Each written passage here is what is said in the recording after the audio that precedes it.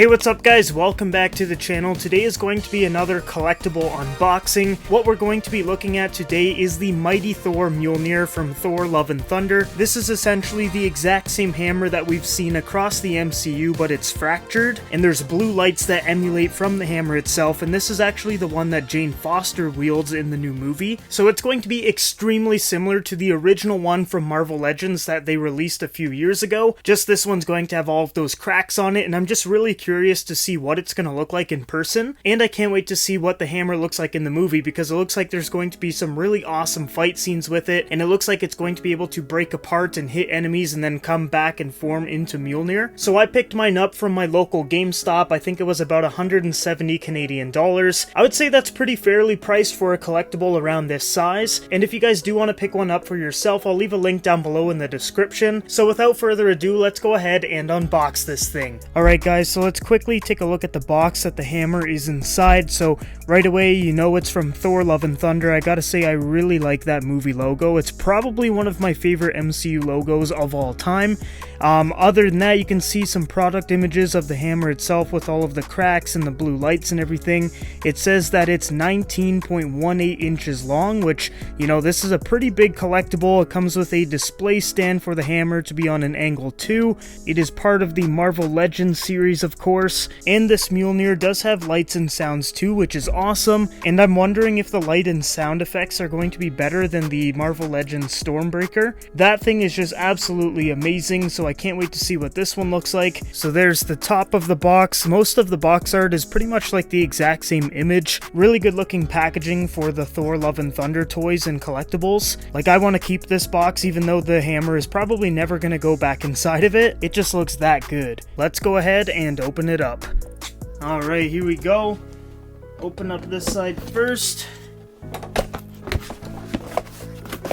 Should be a pretty easy setup.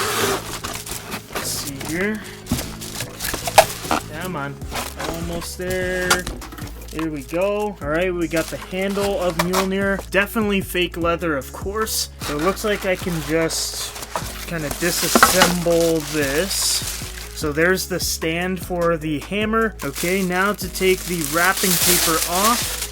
And boom, there we go. We've got the hammer. I gotta say, it feels a little bit lighter than I was expecting, and it feels more plasticky than the older one. It almost feels a little bit hollow too, which is kind of weird, but it does look good. That's the main part. When you're, buying these kind of things to put on display, it doesn't really matter too much about the quality, I would say. Like, yes, you want a high quality product, but at the same time, if it looks high quality, you can kind of get that pass when it's on display. It does feel a little bit cheaper though, I'm not gonna lie. The cracks on the hammer look really cool, and I just can't wait to see the explanation behind the whole thing. We've got all of the same markings on the original Mjolnir in the Asgardian text and the Asgardian symbols on the sides of the hammer. The handle feels pretty good. It's just unfortunately not real leather, but for the price point of the Marvel Legends collectibles, they were never going to put real leather on there anyways. So you've got this mix of pleather and plastic, which I think works for the most part. Like, it definitely looks the part. Like I said, it's going to feel a little bit cheaper though. You've got the wrist strap right here, so you just put your wrist right through and then just grab onto the hammer like that. So if you're cosplaying, you can just have the hammer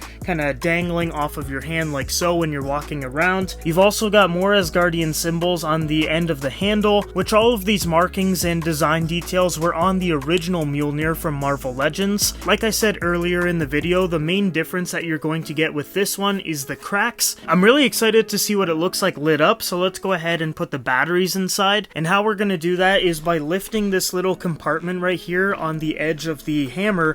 You just lift this part up and the part just pops right off, and then inside we're gonna have that battery compartment. We just need a screwdriver to open that compartment up. So a really easy setup here. We're just gonna unscrew this, lift it up, and then put 3 AA batteries inside. Then we'll just put everything back inside and then bring on the thunder. And here we go.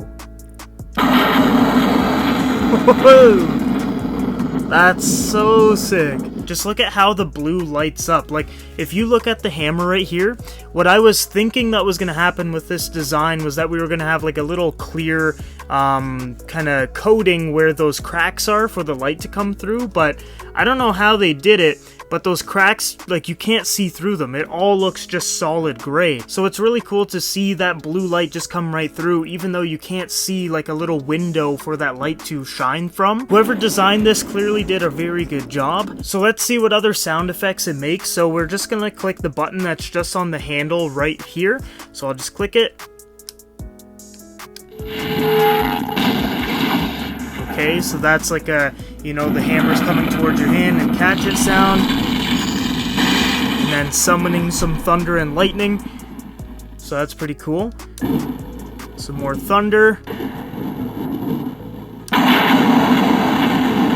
Some louder thunder and lightning. And there's the catching sound again. So it looks like there's about 3 different types of sounds. And then to turn it off, you just hold the power button. I also want to test if it makes sounds when you're swinging it around. So let's go ahead and try that out.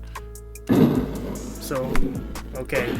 So no sounds if you swing it around. You just get that thunder and lightning sound effect with the crackling lights. So I gotta say, those were some great sound effects. Like, they were super loud, super crisp. I really liked the way that the lights kind of crackled and everything to the sound of the thunder and the lightning. And even when it's not making sounds, there's still a mode where it's just kind of flickering the lights like it is right now. So overall, I'm pretty impressed with this. Besides the build quality being a little bit weaker than I would have liked, it makes up for that with the great light and sound effects. It is a little bit hard to turn off though. I don't know if I'm doing it the right or wrong way. What I would assume it is you just hold the power button, but it didn't really work, or it just takes a long time to work, versus when I use the Marvel Legends Stormbreaker, I just hold the power button and it will just shut off pretty much immediately. This one definitely takes a little bit longer, and it is super loud. Like, it is way louder than I think it really needs to be, but that's definitely not a problem. I would rather it be louder than quieter, but if you are cosplaying and you're at a convention or something, this might just be like obnoxiously loud, but some people are really gonna like that, so it's kind of like a pro or con depending on your situation. For me, I don't really care because it's going to be on a shelf anyways, so I'm probably never really gonna turn it on, besides for maybe like a part to a future video or something. That's the only time I can really see myself just turning it on and swinging it around. But overall, I am pretty impressed with it. Like, it looks really cool, it sounds really good, the light effects are really good, the price is alright as well, it's not super overpriced, and overall I gotta say this is a very solid collectible. And if you're a big Marvel fan or a Thor fan or Jane Foster Thor fan, you definitely need to pick this up, because I think it's gonna be a great collectible to have for your personal collection or just for like cosplay. I think Mighty Thor is just gonna be incredible in the Love and Thunder movie, and I think a lot of people are gonna want to buy this collectible after the movie comes out, which means that this is most likely going to be very hard to get after the movie comes out, when everyone's hype is just through the roof after watching it and they want to go buy all the collectibles. So I'm just glad that I have mine now before that rush comes through. Right now I just have mine displayed on a shelf on the stand that came with it. I think it looks really, really cool, and then just by the click of a button I can turn all of the lights on and it looks even better. And yeah, needless to say, I am very happy with the purchase. And this thing is super loud, like